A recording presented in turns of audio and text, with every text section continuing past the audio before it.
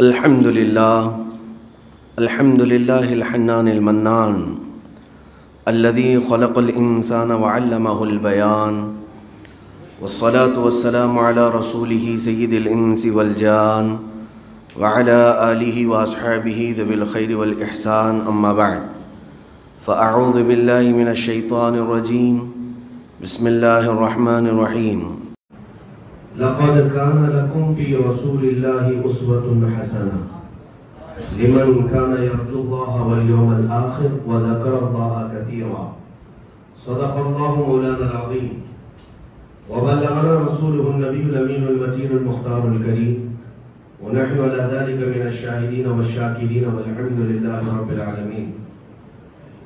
بارگاہ رسالت معاف صلی اللہ علیہ وسلم میں درود پاک کا ہدیہ پیش کریں. اس شعر میں دو باتیں عرض کرتی ہیں.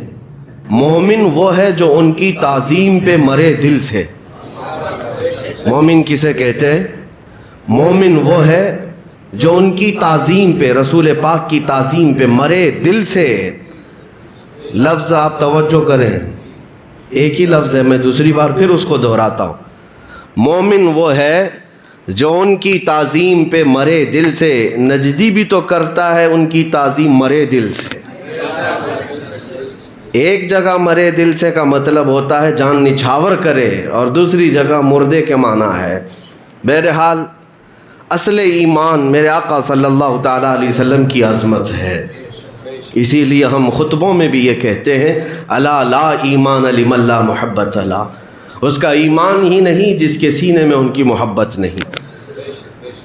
اسی لیے میرے عزیزو، ماہ ربیع النور شریف خاص طور پر سنیوں کے لیے بہت اہمیت کا حامل ہے.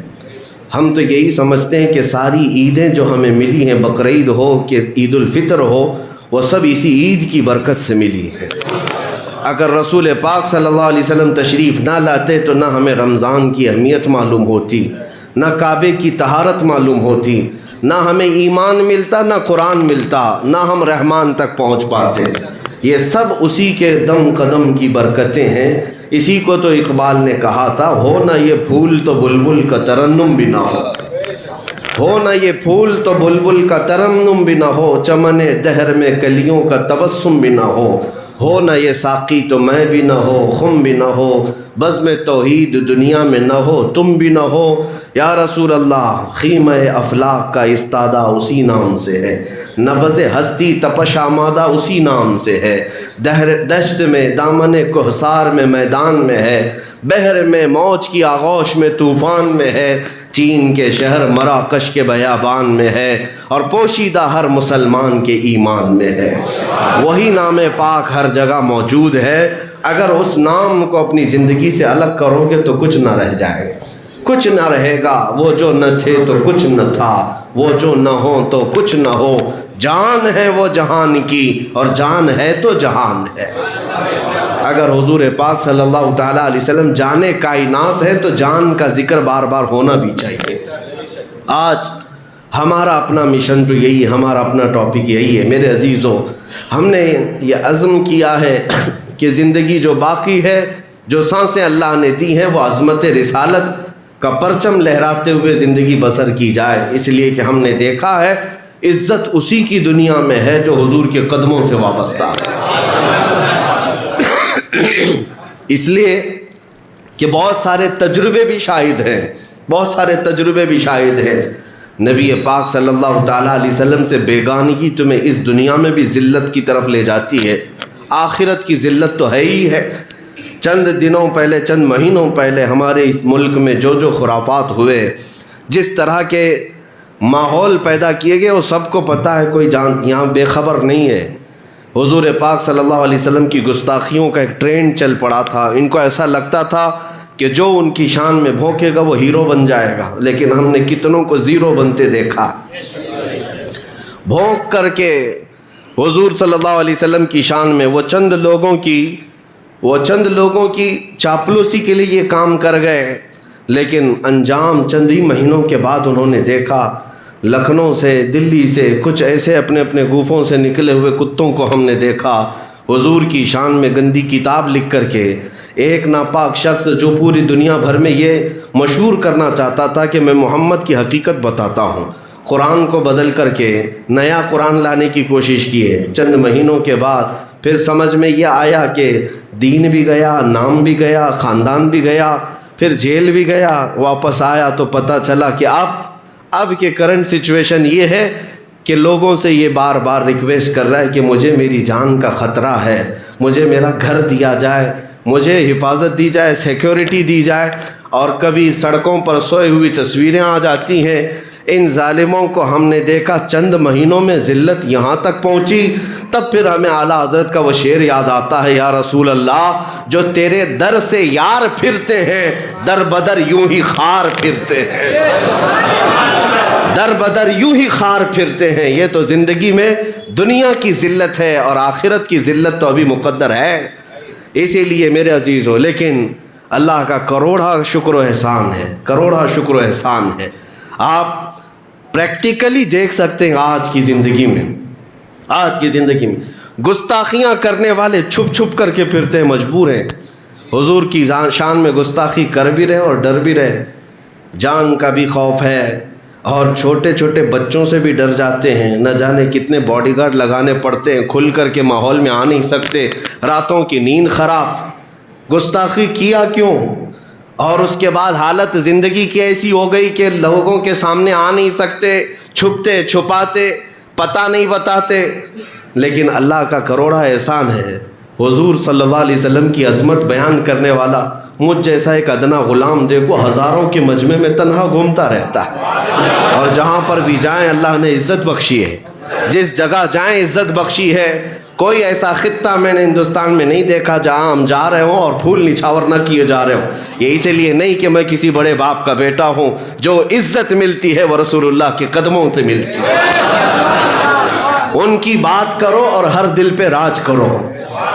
حضور اکرم صلی اللہ تعالیٰ علیہ وسلم کی عظمت کی بات کرو، پھر دیکھو اللہ تعالیٰ کس قدر بلندیوں پر پہنچاتا ہے۔ چند مہینوں میں بہت کچھ بدل گیا، بہت کچھ بدل گیا۔ میں بھی اپنی زندگی میں بدلاؤ دیکھا، اس لیے کہ تمہارے پاس اس سے قبل بھی میں آیا۔ اس مسجد کی شاید اوپننگ تھی، اس وقت بھی میں آیا، شاید یہاں لوگ پہچانتے بھی نہ ہوں گے۔ اور آج یہ حال ہے کہ ہر کوئی انتظار میں بیٹھا ہوا ہے۔ وہ اس لیے نہیں کہ میں کوئی ابھی جلدی کوئی پارلیمنٹ کا ممبر بن گیا یا کوئی سیاسی عہدہ حاصل کر لیا، بس بات اتنی سی ہے، جب تک بکے نہ تھے تو کوئی پوچھتا نہ تھا، جب تک بکے نہ تھے تو کوئی پوچھتا نہ تھا۔ یا رسول اللہ تم نے خرید کر ہمیں انمول کر دیا۔ زندگی یہی ہے میرے عزیزو، زندگی یہی ہے۔ اگر رسول کریم صلی اللہ علیہ وسلم کی وفاداری میں آ جاؤ، پھر دیکھو زندگی کا مزہ ہی کچھ اور ہے۔ اور خوف اللہ تعالیٰ دل سے نکال دیتا ہے، ڈر اللہ تعالیٰ دل سے نکال دیتا ہے۔ کچھ لوگ تو مجھ سے یہ کہتے بھی، کچھ تو بہت سارے جگہوں پر میرا جانا ہوا، اسٹیجوں پر، کچھ مولوی حضرات بغل میں بیٹھنے سے بھی ڈرتے بھی ہیں کہ ان کے ساتھ بیٹھیں گے کل ہمارے اوپر بھی کیس ہو جائے گا، ہاں ہمارے اوپر بھی کوئی چیز آ جائے گی۔ میرے عزیزو، ہمارا دامن پاک ہے، ہمارا دامن صاف ہے، ہم کسی ایسی ان لافل ایکٹیویٹی میں کبھی شامل نہیں رہے۔ ہم دیش دروہی معاملات میں یا آتنکی معاملات میں، دہشت گردی کے معاملات میں کبھی ملوث نہیں رہے، اور ہماری کوئی خفیہ میٹنگ نہیں ہوتی، جو بھی ہوتی ہے وہ اسٹیج پر ہی ہوتی ہے۔ ہم نے کبھی چھپ چھپ کر کے میٹنگیں نہیں کی ہیں، ہمیں اس بات کا ڈر نہیں ہوتا۔ ہم کسی بھی جگہ پر صرف اور صرف اس سہارے سے جاتے ہیں، جو ہم بات کر رہے ہیں وہ رسول اللہ کی عزت کے بارے میں بات کر رہے ہیں۔ اور اگر یہ جرم ہے کسی کے سامنے تو پھر ہم پھانسی لینے کو بھی تیار ہیں، اس لیے کہ ہمیں اس بات کا اعزاز ملے گا کہ اگر نبی پاک صلی اللہ علیہ وسلم کی عزت پر بات کرتے ہوئے دنیا سے کوئی جائے، انشاءاللہ العزیز قیامت کے دن وہ بلال حبشی اور خباب بن الارت کے ساتھ اٹھایا جائے گا، ان کے ساتھ اٹھایا جائے گا۔ ان کا جرم کیا تھا؟ مکہ والوں نے صرف ان کو اسی لیے مارا تھا نا کہ رسول اللہ کی عزت کی بات کرتے تھے۔ بہرحال میرے عزیزو، آج بہت سارے حالات ایسے ہیں، لوگوں کو اس طرح ڈرایا اور سہمایا گیا ہے۔ کچھ لوگ اس بات کے خوف میں ہیں کہ ان کے آگے پیچھے ان کی تقریریں سنو گے تو پتہ نہیں تمہارے ساتھ بھی کیا کیا معاملات ہو جائیں گے۔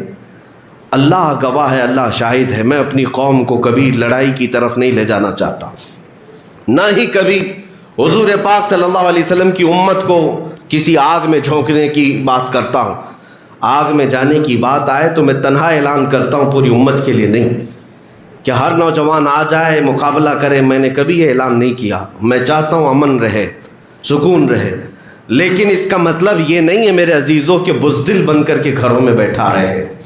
हम ये भी ज़िंदगी नहीं चाहते, बल्कि हम रसूलुल्लाह सल्लल्लाहु अलैहि वसल्लम की उम्मत को इस हाल में देखना चाहते हैं कि अल्लाह ताला ने तुम्हें इस ज़मीन पर खैर उम्मत बनाकर भेजा है, खैर उम्मत बनाकर भेजा है। सबसे बेहतरीन उम्मत हो तुम, और सबसे बेहतरीन उम्मत का किरदार अदा करो।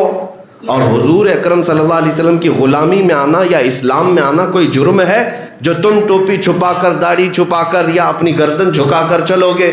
नहीं, इस्लाम में आना ये सबसे बड़े फ़ख्र की बात है, सबसे बड़े फ़ख्र की बात है। इसलिए कि अल्लाह ने मेरी पेशानी को ऐरे गैरे के सामने झुकने से बचाया। हमारी पेशानी झुकती है तो सिर्फ उसकी बारगाह में जिसने खुद हमें पैदा किया, हम उसकी बारगाह में पेशानी झुकाते हैं। क्या ये तुम्हारे लिए एजाज़ नहीं?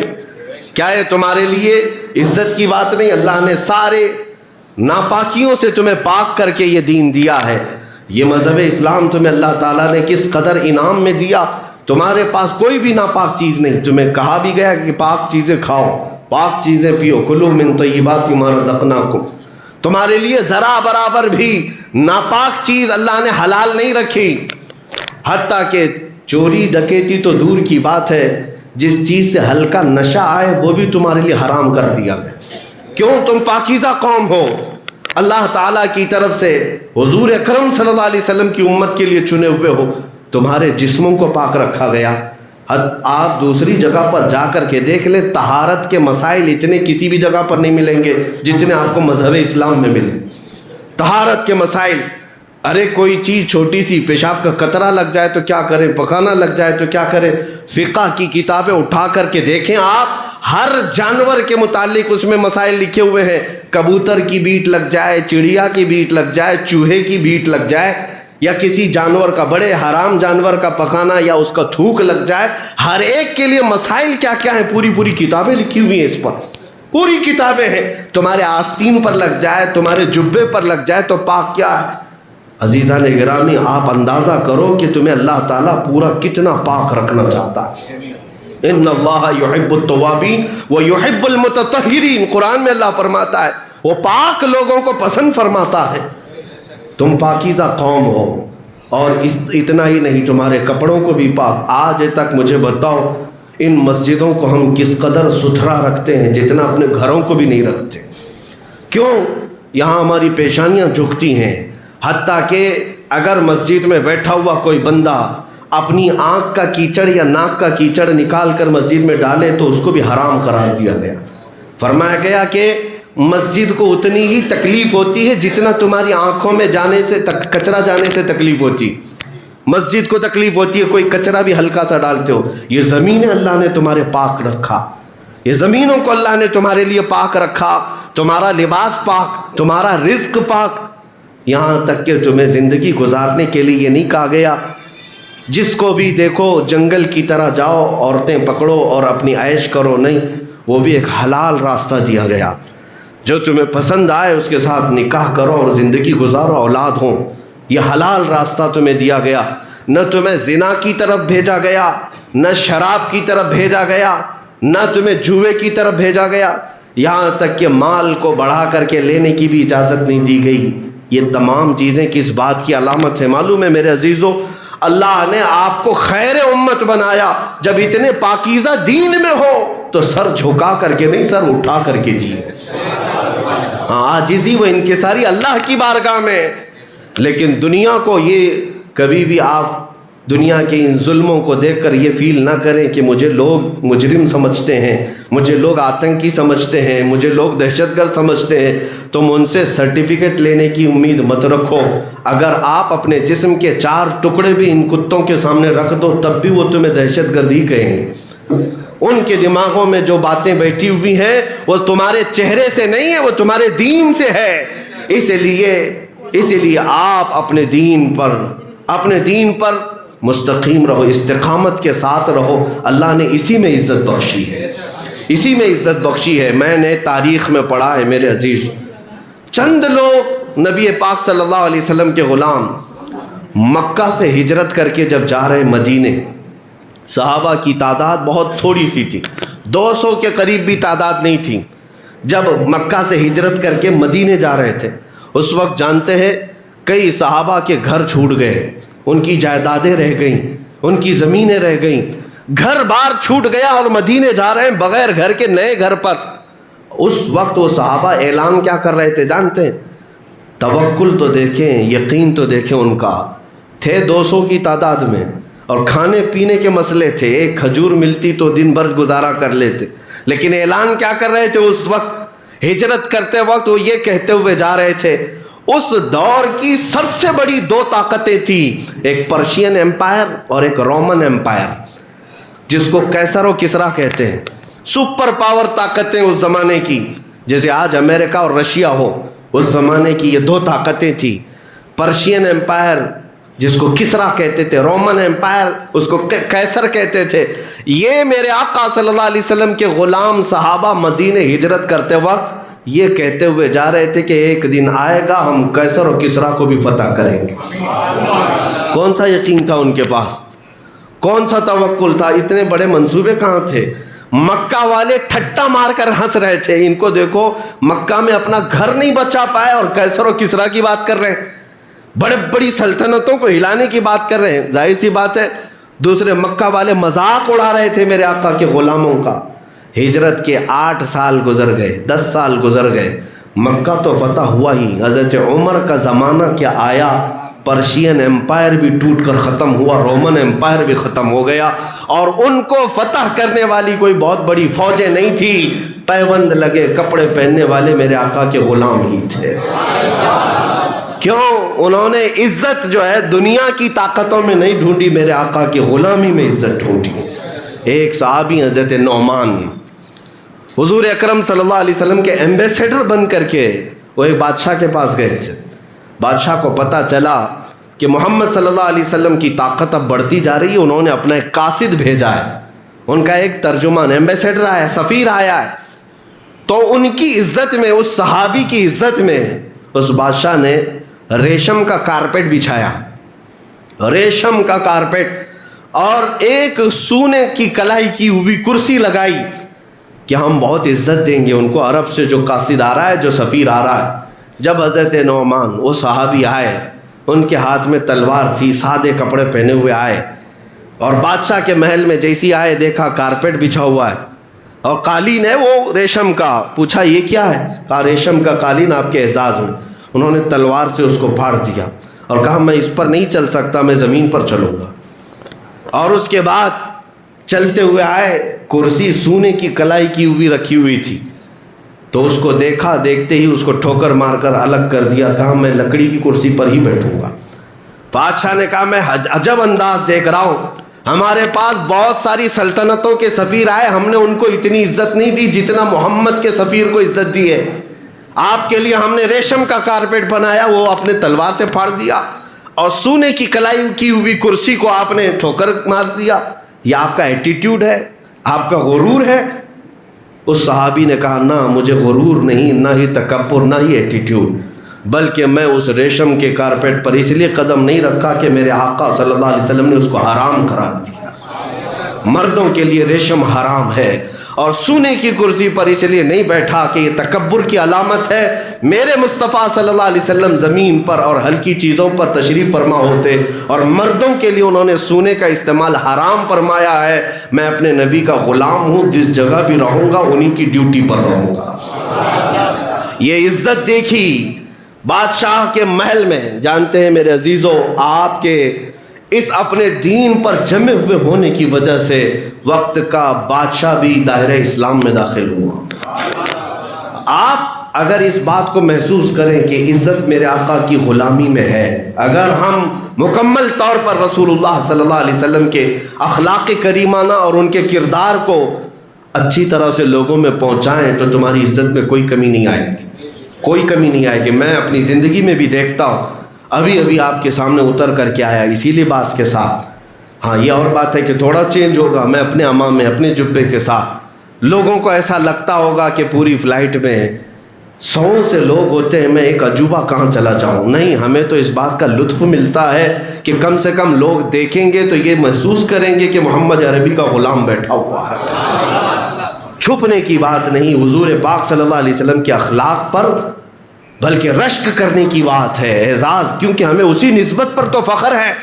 میں تو یہی کہتا ہوں، اعلان بھی کرتا ہوں کہ لوگ مجھے میرے باپ کے نام سے نہ پہچانے، حضور کی غلامی سے پہچانے.